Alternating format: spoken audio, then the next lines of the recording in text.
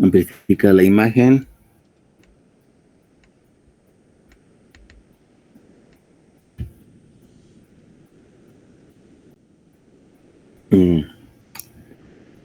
Ya, a ver, entonces el tema 12. Vamos a hablar del coronavirus, el SARS-CoV-2,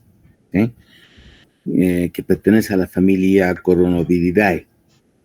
Y vamos a hablar brevemente también de otros virus que también pertenecen a este gran grupo de los coronavirus.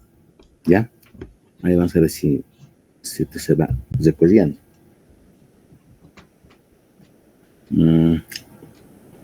Nada, ¿no es cierto? Vamos a ver. Vamos a volver. Ahora sí.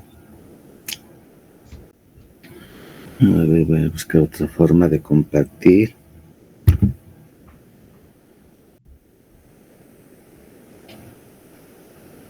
Nada. Entonces vamos a hacer lo siguiente. Vamos a ampliar un poquito la imagen.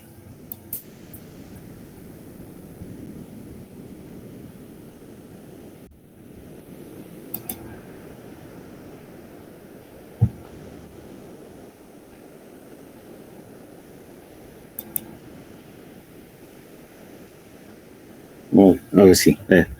Vamos a ir recorriendo entonces manualmente. ¿No? Bueno, te lo vamos a pasar. Vamos a empezar aquí. Bien, entonces es importante tener inicialmente un enfoque epidemiológico de lo que ha sido la evolución del coronavirus desde su descubrimiento por primera vez en los años 60, ¿ya? En los cuales se ha logrado aislar por primera vez los coronavirus en cavidades nasales de pacientes con un resfriado común, ¿no? Ahí empieza la historia, ¿ya? Entonces, fíjense que estos coronavirus no es reciente, no es del año 2019, la última pandemia que nos ha tenido en vivo, ¿no? Entonces, es un virus que ya tiene su historia desde el año 60, ¿no?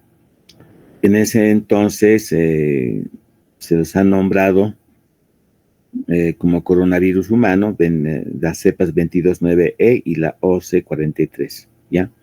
Históricamente, estos dos grupos de virus han sido los primeros en ser aislados en un ser humano, ¿no? A partir de pacientes que tenían problemas de infección respiratoria, ¿no? Entonces, los primeros virus. Posteriormente, en la evolución cronológica en el tiempo, se han logrado identificar más miembros, ¿ya?, de esta gran familia, ¿no? El HCOV en el 63, en el 2004, y después en el año siguiente la HKUN. Entonces son códigos que caracterizan a estos virus, ¿no? Todavía no estaba, digamos, en riesgo de que se produzca una gran pandemia como ha habido el año 2019 al 2023, ¿no? Entonces, sí, pero estaban relacionados con infecciones un poco más graves del sistema respiratorio.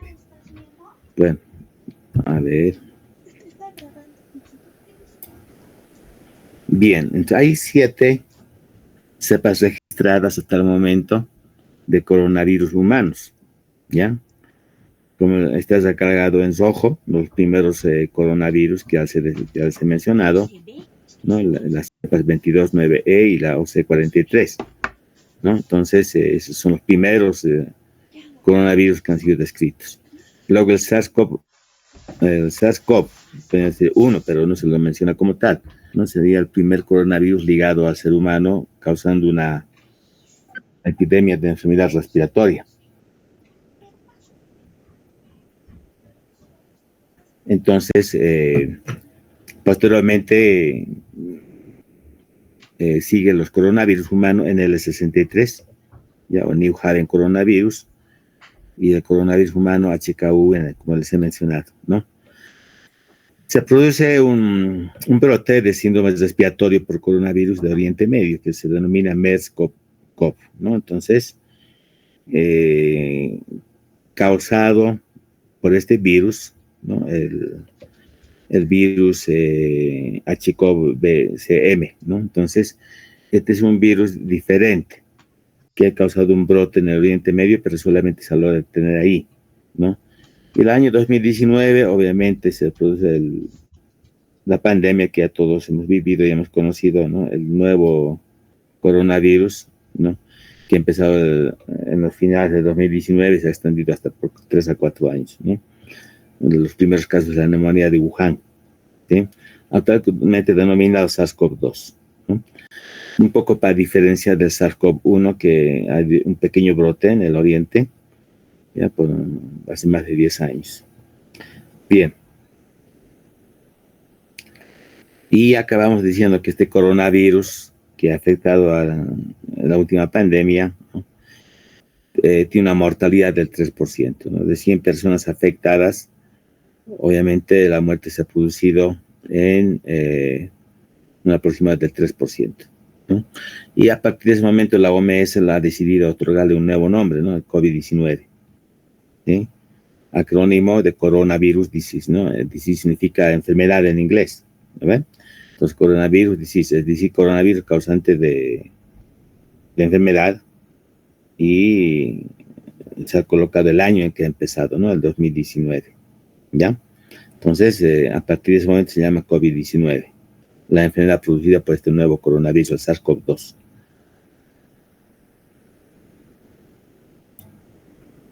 Un poquito este cuadro va para diferenciar lo que ha sido, digamos, antes de la última pandemia que hemos vivido, ¿no? Los dos pequeños brotes que ha habido, ¿no? El síndrome respiratorio de Oriente Medio, o sea, el MERS-CoV, y el síndrome respiratorio agudo severo, el SARS-CoV, ¿no? Entonces, obviamente el que hemos vivido nosotros ha sido el SARS-CoV-2, ¿no?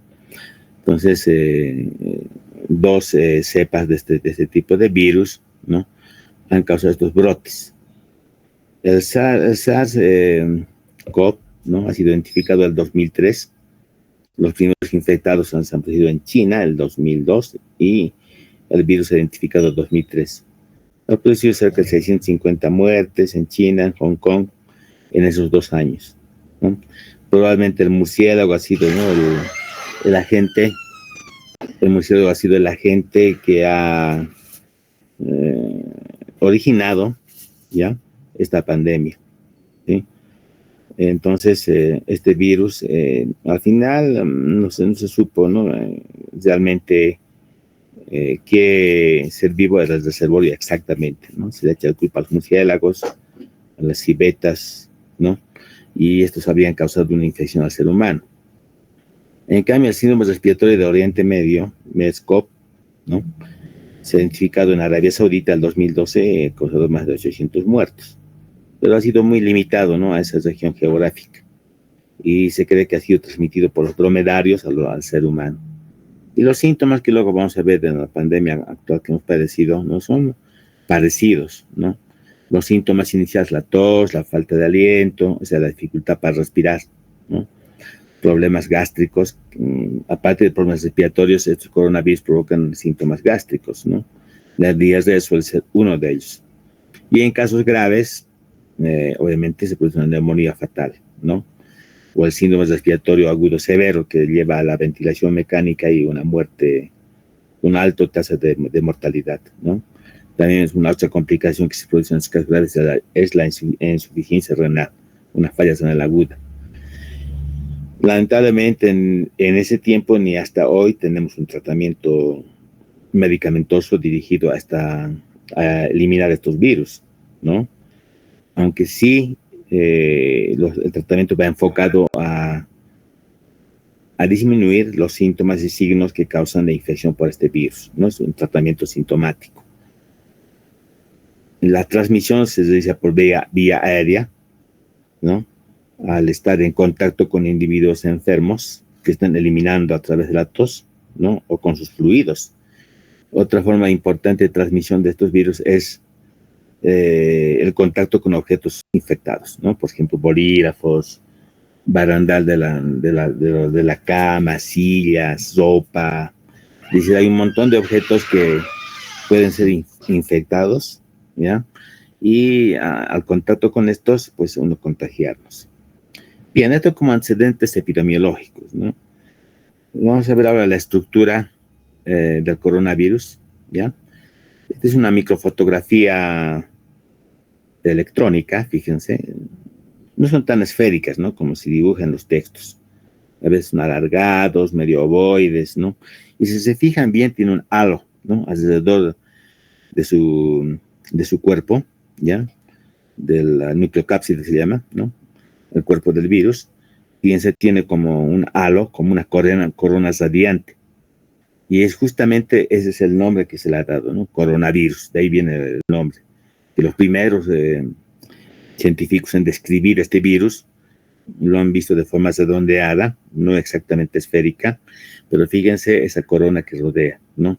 Que luego vamos a ver que esa corona pues son estructuras alargadas, ¿no? Que sobresalen del cuerpo del virus y que van a formar las espigas Spike, ¿no? Entonces vamos a ver en qué consiste la espiga Spike. Entonces, la espiga Spike es una característica del coronavirus, ¿sí? Eso va a ser pregunta de examen, pero enseguida vamos a subrayar, ¿no? Entonces, esta espiga Spike nos permite, digamos, ha permitido, ¿no? Ha permitido la elaboración de vacunas, ya una vez conociendo la fisiopatología de esta enfermedad, ¿no? Que mediante esa espiga se adhiera a las células mediante su receptor, ¿no? Eliminando la espiga, obviamente el virus se vuelve no infectante, ¿no?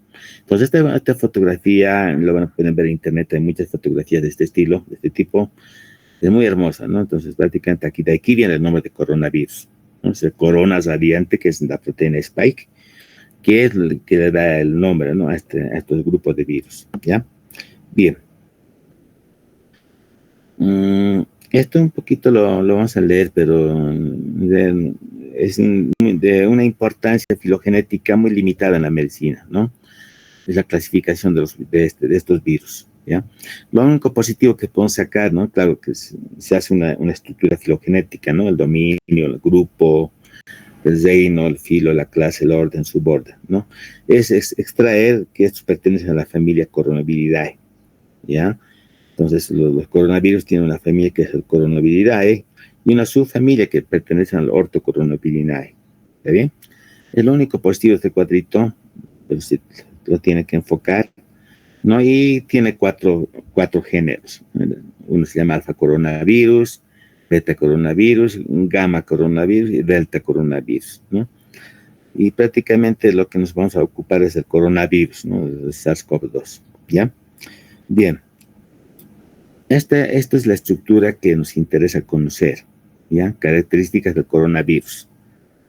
Entonces aquí, básicamente diremos que el genoma del virus es de tipo RNA, ¿sí?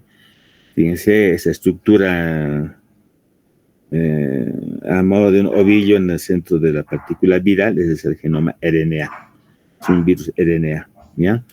Fíjense, no está fragmentado, es una sola tira, ¿ya? Y está adosado de una proteína N que los une, ¿sí?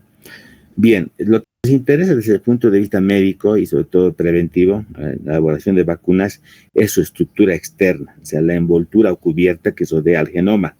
Y esa estructura azul que están viendo como una capa, ¿no? Que rodea al virus, que es su cubierto, su envoltura. Y ahí sobresalen, fíjense, ¿no? Como alas de mariposa, fíjense, o como esos dardos que se utilizan en los juegos, fíjense, es igualito, ¿no? Eso es lo que veíamos en la fotografía, ¿no? Esa estructura que es la proteína Spike, o proteína punta de aguja, entonces, es la que le da esa estructura, esa areola que rodea al virus, semejando una corona, ¿no?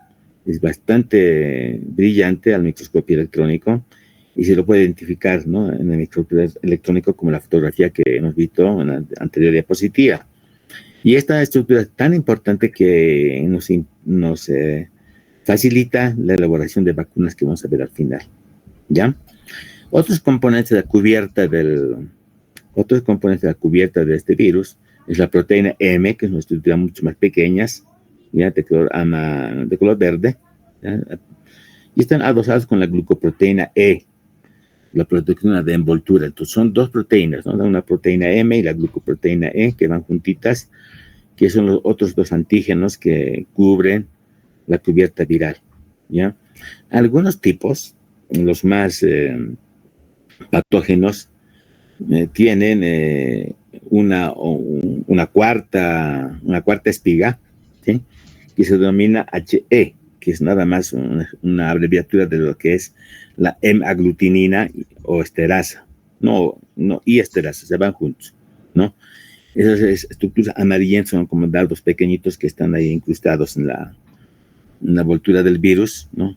Esos son, ¿no? Entonces, en la cubierta prácticamente tenemos hasta cuatro proteínas que se caracterizan al virus, pero desde el punto de vista médico nos interesa mucho conocer la estructura más importante, que es la proteína Spike, ¿ya? La proteína Spike es importante, y eso lo vamos a preguntar en el examen, ¿ya? Más tardecito les voy a decir, cuando hablamos de vacunas, la importancia de esta proteína. Bien, a ver, vamos avanzando. Aquí podemos ver claramente, ¿no?, la estructura viral, su genoma RNA, la proteína Spike, ¿no?, que son esas estructuras que están demarcadas en azul, y las demás proteínas que ya se mencionaron, la hemaglutinina, esterasa, la glucoproteína de membrana, la proteína de la nucleocápside, ¿sí? Entonces es la estructura viral claramente detallada. Respecto a la replicación viral,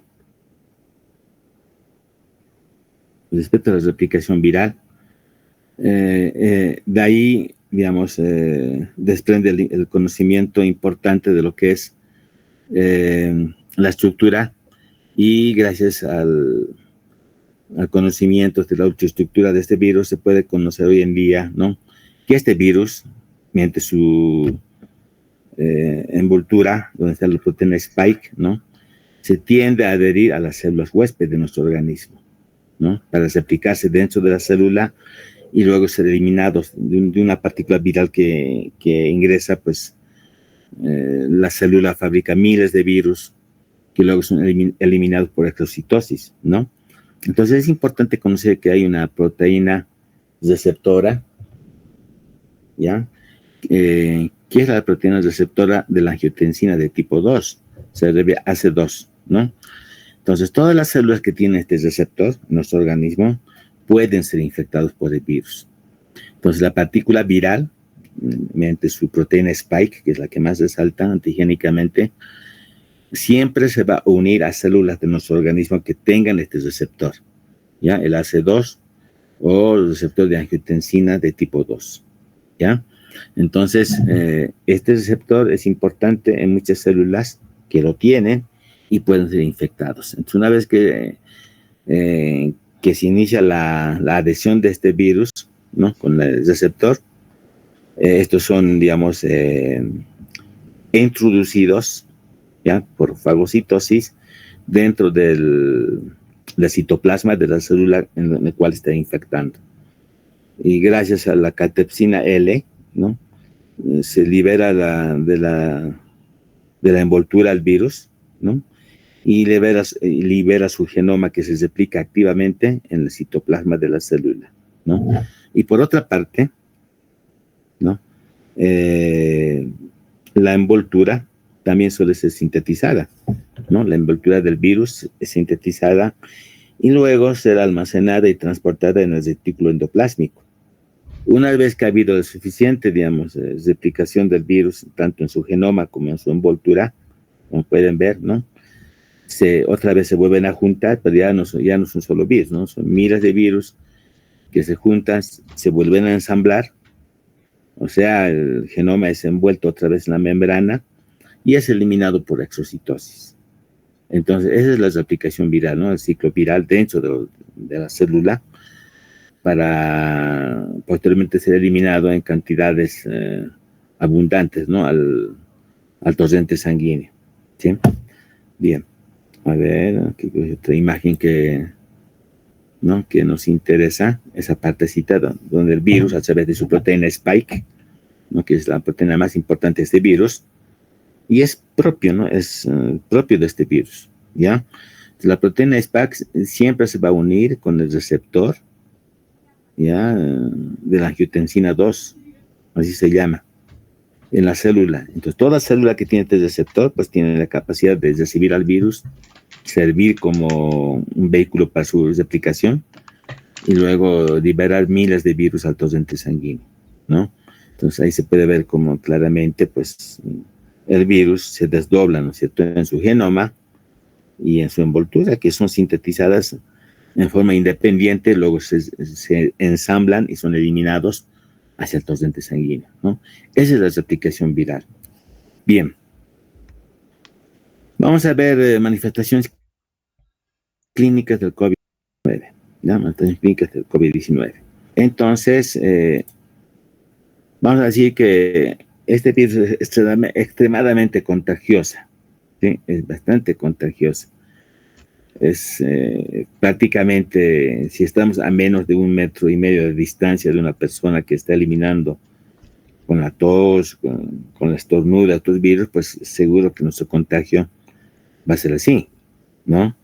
Entonces, el contacto directo se realiza a través de gotitas, ¿no? Gotitas infecciosas que uno elimina al toser o al estornudar, ¿sí?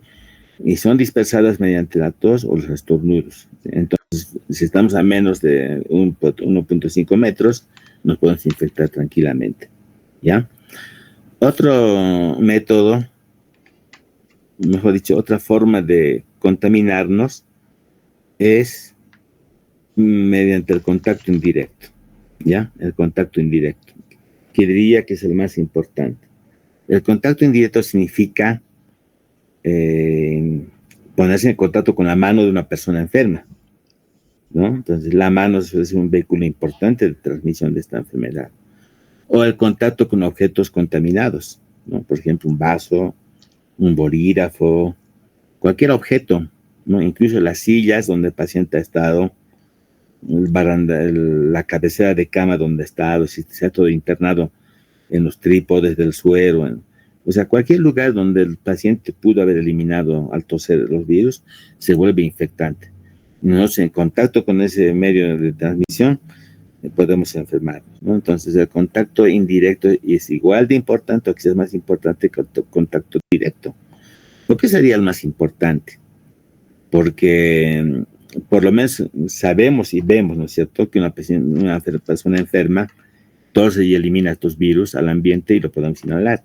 Y sabemos conscientemente que nos podemos proteger tomando distancia de 1,5 metros y usando barbijo, ¿no es cierto? Entonces, nuestro reflejo defensivo consiste pues en colocarnos rápidamente un barbijo o distanciarnos de esa persona que está diseminando el virus. Entonces, eso es prácticamente predecible, ¿no?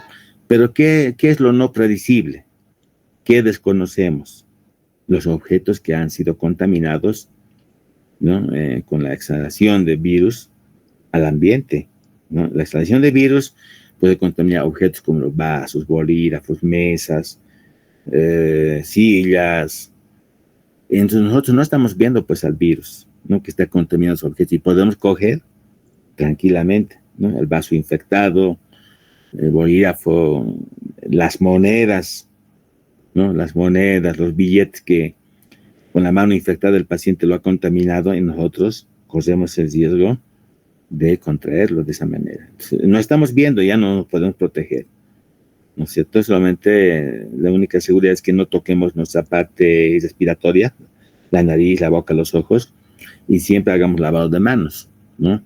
Pero nunca vamos a ver si esa perilla de la puerta, la silla, antes han sido tocados por alguien infectado y que está transmitiendo un virus que puede ingresar tranquilamente por la mucosa conjuntival, por la mucosa oral o por la mucosa respiratoria. Entonces, en muchos casos se han producido por esta forma de contacto. Una vez que después del contacto y el ingreso del virus, pues el tiempo de incubación, ¿no?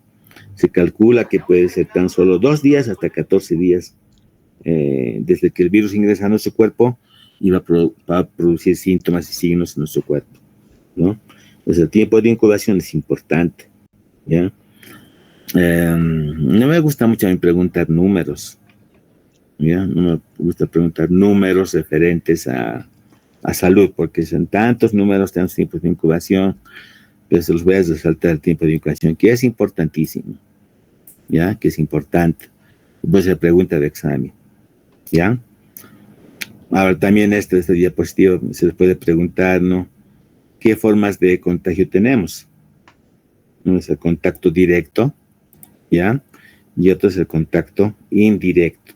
Ya has explicado en qué consiste cada una de ellas, ¿ya? Si está subrayado, así se puede entregar diapositivas al acabar esta clase, ya saben que eso piensa la pregunta de examen, y como muchas sus preguntas son directas, de llenado directo, entonces ya saben qué responder, ¿ya? Bueno, vámonos a los síntomas y signos. Manifestaciones clínicas. Después de un tiempo de incubación, en esos lapsos de tiempo, los principales síntomas que nos indican la presencia de coronavirus en nuestro cuerpo son tres generalmente. Puede haber todos estos síntomas y signos, ¿no? Puede haber fiebre, la fiebre tiene que ser mayor a 38 grados, ¿no? La tos generalmente es poco productiva, ¿sí? La expectoración no es parte de un proceso viral, sino si somos médicos y nos queremos dar cuenta si una infección respiratoria es viral o es bacteriana, es fácil. Haciendo buena semiología, siendo muy buenos en la revisión y escuchar al paciente, podemos diagnosticar sin necesidad de laboratorio, ¿no? Generalmente toda enfermedad viral, ya sea influenza, coronavirus, en los niños de sensibilidad respiratorio, pues no tienen tratamiento para empezar, ¿no? Es decir, no hay ningún antiviral que vaya a eliminar estos virus. El tratamiento directamente es sintomático, ¿no? Bajar la fiebre, calmar el dolor de garganta, tratar la cefalea o el dolor de cabeza, corregir los dolores musculares, ¿no? Es decir, hay mucho tratamiento sintomático para tratar estos síntomas, ¿no? Entonces, dificultad para respirar, puede haber dolor de cabeza, puede haber dolor de garganta, que es importante, ¿ya? Puede haber congestión nasal, estornudos, fatiga, agotamiento o malestar. En los casos clásicos de infección por coronavirus se presenta la presión torácica, ¿no? La presión torácica es muy importante de preguntar y detectar, ¿ya? Generalmente estos virus provocan neumonías bastante severas que pueden, digamos, deteriorar la función respiratoria, ¿no? Y ese deterioro de la función respiratoria nos provoca dolor torácico. Las neumonías de origen bacteriano, pues no producen presión torácica. Generalmente tienen un dolor en puntada de costado nada más. En cambio, cuando hablamos de coronavirus o influenza incluso, ¿no? La presión torácica es bien importante. Sienten que estuvieran en una coraza metálica, ¿sí? La diarrea, hasta ahí son los síntomas, ¿no? Pero hay un grupo de síntomas que se refieren a la parte digestiva. Por ejemplo, puede haber diarrea en estos pacientes, ¿no? Puede haber diarrea, puede haber náuseas y vómitos. Siendo una patología respiratoria, puede producir diarrea, náuseas o vómitos, ¿ya? Entonces les decía, la forma de diferenciar es la tos generalmente, ¿no? Y la expectoración que producen entre un virus o bacteria. La influenza, el coronavirus, ¿no? La tos es poco productiva. ¿Y qué me refiero a tos poco productiva? Que la expectoración casi no se presenta, o es de tipo mucosalival. Si ustedes ven o le preguntan al paciente qué color está tosiendo, qué color está botando las flemas, ¿no? Se dice como moco, o es medio blanquecino y poco, y con esfuerzo lo saca además, es probable que sea un virus, ¿no? Y no bacteriana. En cambio, cuando es bacteriana por estafilococo, estreptococo, generalmente el esputo es purulento, ¿ya? Purulento, es decir, ya tiene leucocitos muertos en abundante cantidad y seguro que es bacteriano, en el caso sí debería de iniciar antibióticos, ¿no? Entonces, generalmente el esputo suele ser amarillento o verdoso. Es importante examinar el esputo o preguntar al paciente qué tipo de expectoración tiene, ¿ya? Entonces, vamos a marcar esto, nos voy a preguntar en el examen, ¿no? Mencione 3 síntomas cardinales en la infección por coronavirus. Estos 3, ¿ya? Estos 3. Ahora, además puede haber, estos síntomas se presentan en todos los pacientes, pero es significativo su presencia para poder identificar una infección viral, ¿sí?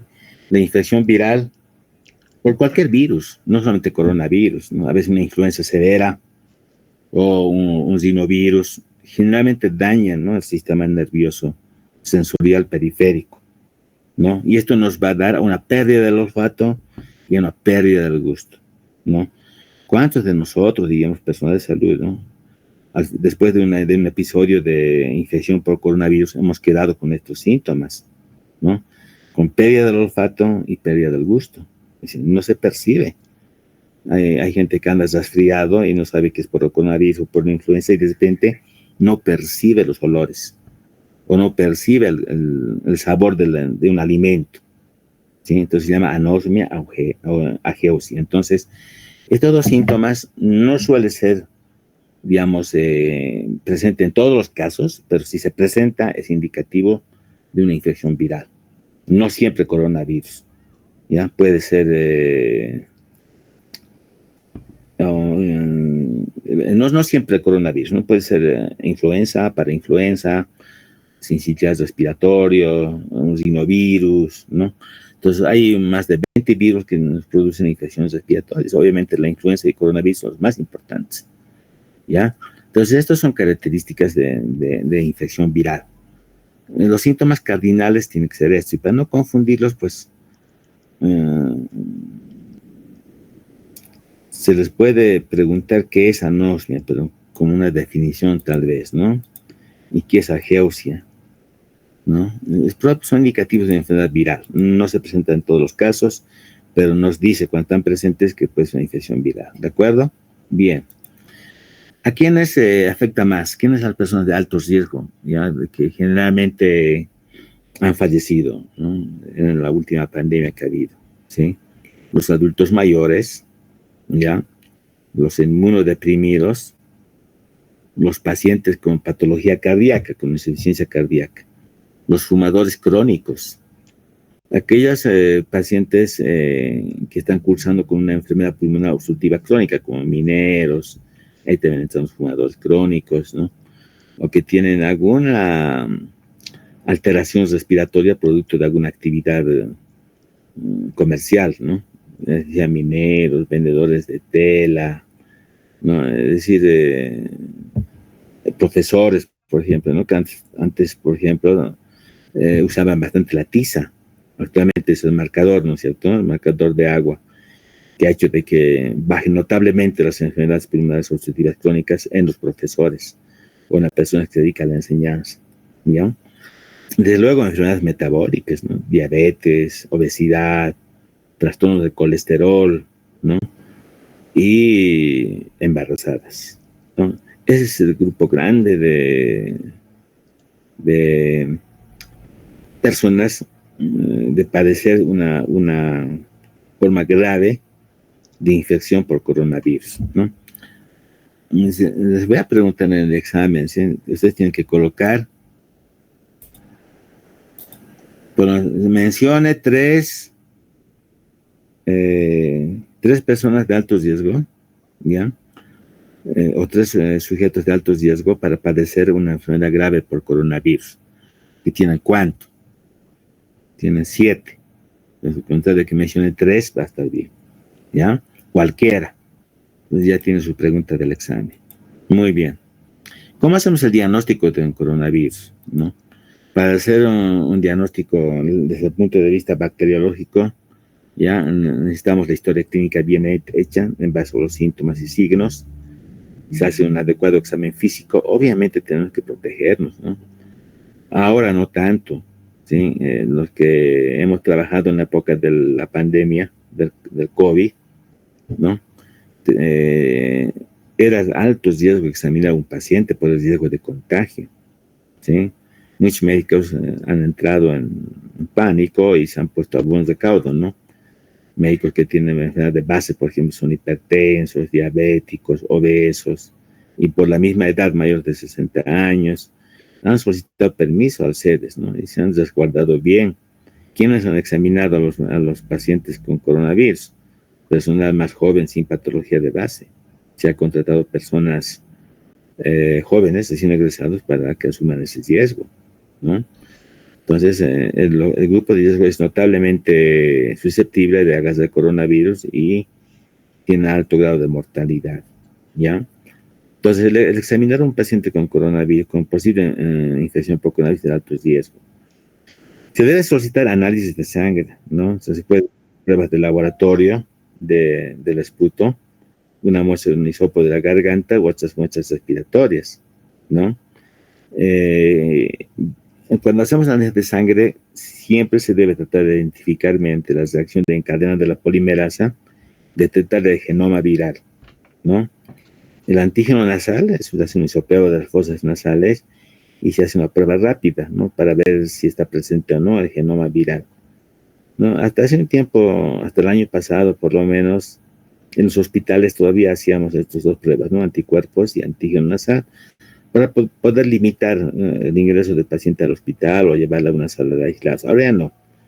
Desde hace un tiempo, desde el año pasado, ¿no? Se considera que el coronavirus ha bajado en su nivel de letalidad, o sea, ya no causa tantas muertes, pero lamentablemente, pues, se ha vuelto estacional, ¿no? Es decir, cada año este virus tiene su brote, y ya no como el del año 2019 o 2021, de 2021, ¿no? Los 3 años, donde ha causado de alta mortalidad y estragos, ¿no? Actualmente tiene un perfil epidemiológico bajo, y ya no usamos este traje anti-coronavirus que usamos al revisar o al tomar muestras.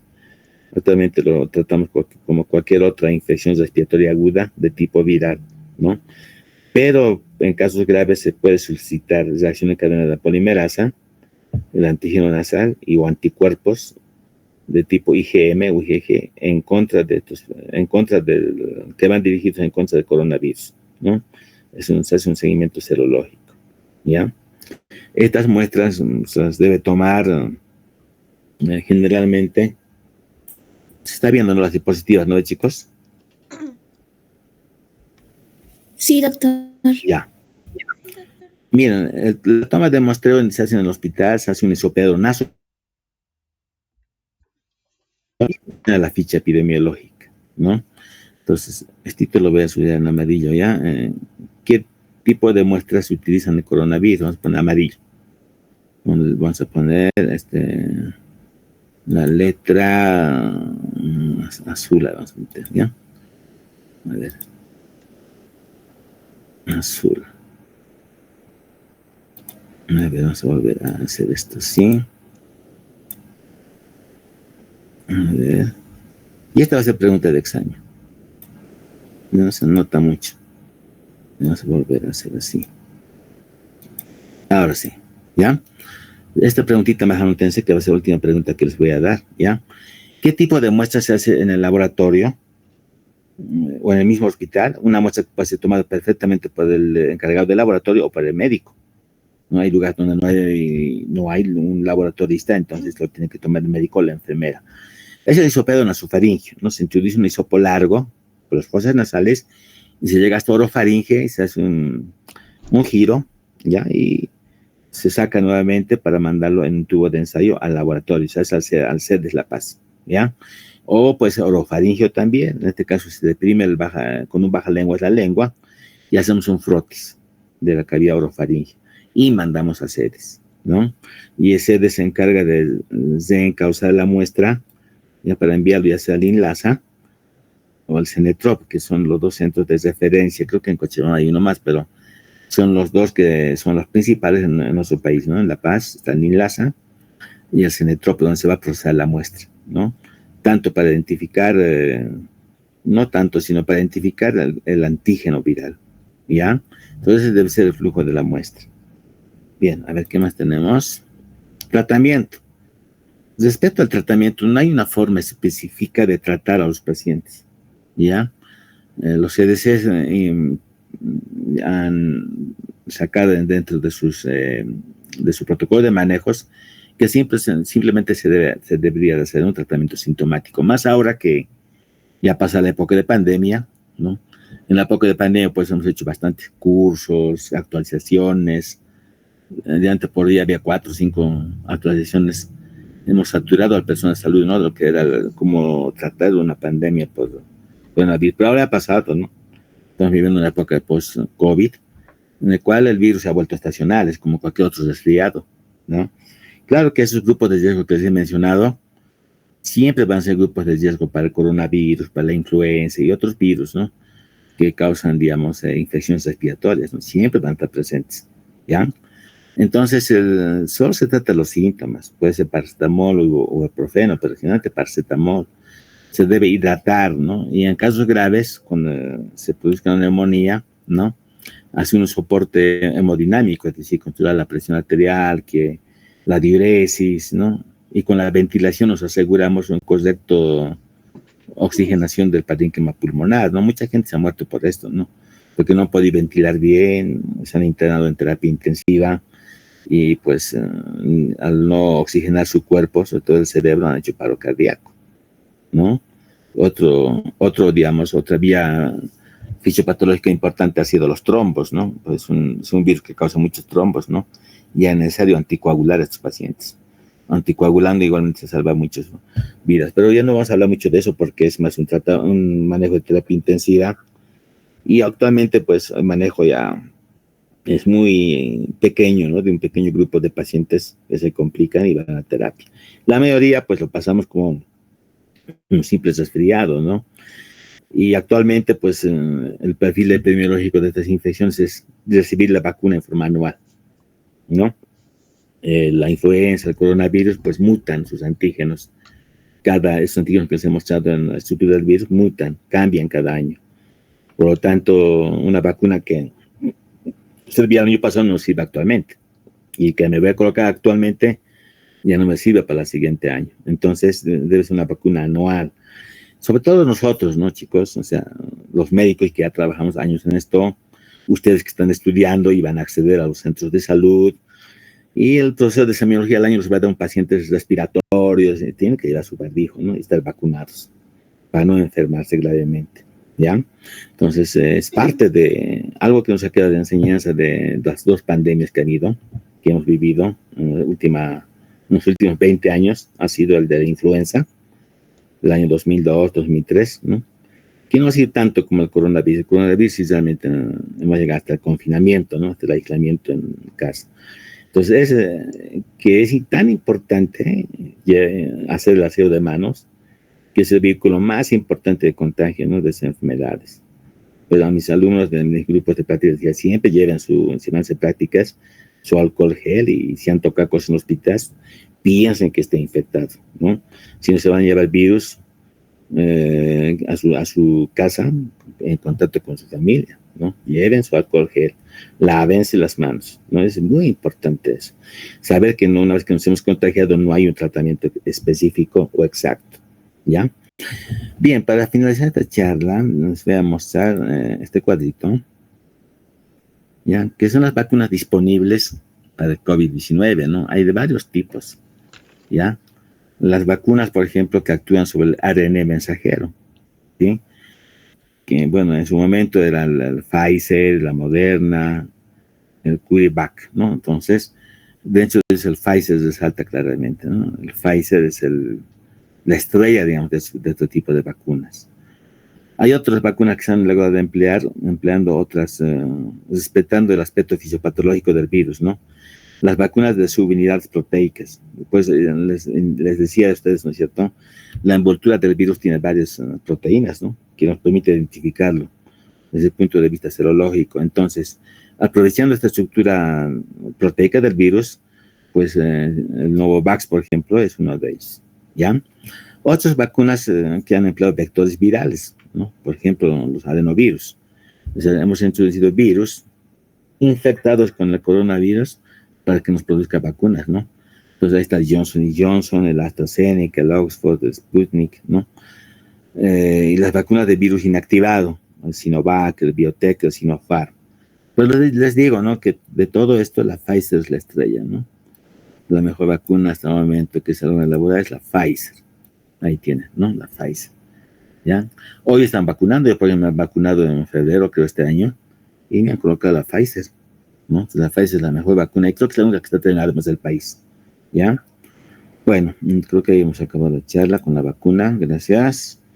Estas fotitos son, por ejemplo, de la pandemia, ¿no? Cómo se revisaba a los pacientes, fíjense, mameluco se llama eso, la máscara facial, el barbijo N95. Así se examinaba a los pacientes, fíjense, como astronautas. Y esto no es ciencia ficción, sino es lo que se ha hecho. Y los pacientes estaban internados así, fíjense, casi todos en terapia intensiva, ligados a un ventilador mecánico, y todos los médicos vestían así, ¿no?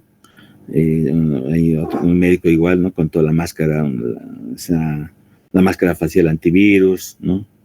Las mascarillas tendría que ser N95 porque atraviesa los barbijos que usamos diariamente, ¿no es cierto? Esos quirúrgicos.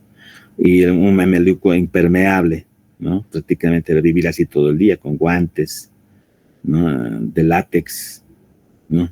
Bastante gruesos, doble guante se usaba en esa época de la pandemia, ¿no? Ahí, por ejemplo, casi todos los pacientes era raro tenerlos en sala común porque se agravaban rápidamente, ¿no? Tenía alta letalidad de virus. Ahora ya no, ¿no? Y fíjense, son instalaciones de terapias de algunos hospitales donde los médicos se vestían así para atender. Pero ustedes ya no han visto más esto en su práctica, ni lo van a ver al año, ¿no? A no ser que se produzca otra pandemia, ¿no es cierto? Y fíjense, así se acompañaba los enfermeros que trasladaban pacientes, ¿no? Con coronavirus, todos con sus mamelucos, máscara facial, sus barbijos N95, y fíjense, si se fijan, hasta las botas, ¿no es cierto? Las botitas quirúrgicas para caminar en el ambiente externo, ni siquiera dentro del hospital, ¿no? Bueno, así, esas son memorias o fotos que han quedado de la pandemia del 2019, ¿no? El COVID-19, que se extendió hasta 3 años, ¿no? Y todo ese tiempo, pues, no había clases, ¿no? Muchos de ustedes pasaban clases virtuales. Estaba estudiando la universidad, y pues los que están ahorita en internado, o en 5º año, o ya han egresado en su 1er año, han pasado la pandemia, ¿no? Y han pasado clases virtuales, ¿no? 2 años entonces a la universidad, o 1 año y medio, creo. Y no se iba a pasar clases, no por el riesgo de contagio, ¿ya? Bueno, creo que aquí concluimos las preguntitas sobre esta enfermedad, sobre este coronavirus. Hemos tocado algunos aspectos que nos interesa conocer desde el punto de vista de médicos, ¿ya? Bueno, chicos, si tienen alguna pregunta, en este momento pueden preguntarme, o si está todo clarito. Les he dado un resumen de tanto material que se ha producido en el año 2019 hasta el 2023, de lo que actualmente es el coronavirus, ¿no? Ya perdió su letalidad, ya no es tan grave como antes, y pues actualmente estamos viviendo una época post-COVID bastante suave, bien, bastante leve, ¿ya? Muy bien, chicos, si no hay muchas preguntas, estoy abierto a alguna preguntita, los cerramos aquí la clase. Y enseguida le paso a su compañero Cabezas, diapositiva le paso para que les pase a ustedes con ya subrayado, ¿no? Como les he mostrado.